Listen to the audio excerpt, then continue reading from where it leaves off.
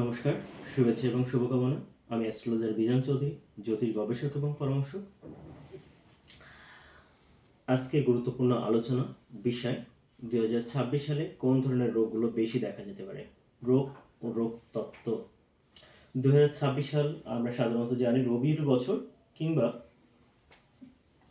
সৌর তাপমাত্রার সংক্রমণের ক্ষেত্র জায়গাটা অধিক পরিমাণে বেশি।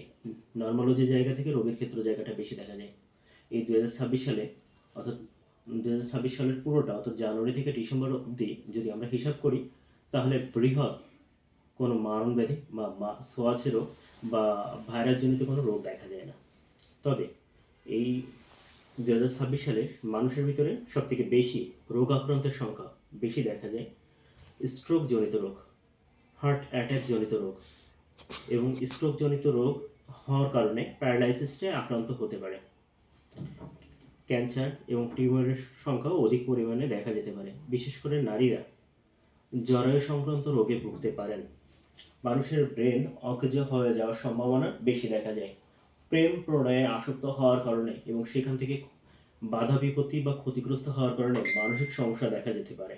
অর্থাৎ মানসিকভাবে হীনমন্যতায় ভোগা বা একটা পাগলের সিমটম আপনার ভিতরে আসার বা প্রবণতা বেশি দেখা যায়। 2026 সালে এই ধরনের রোগগুলো সব থেকে বেশি পরিমাণে পাওয়া যায় এবং এই ধরনের রোগের প্রভাবে আপনার পরিবার অর্থনৈতিকভাবে ক্ষতিগ্রস্ত হতে পারে। আমার ভিডিওটি যদি ভালো লাগে অবশ্যই মতামত কমেন্টস করবেন এবং আপনার কোন ধরনের ভিডিও চান সে বিষয়গুলো বলবেন। আমি অবশ্যই আপনাদের সামনে তুলে ধরার চেষ্টা করব।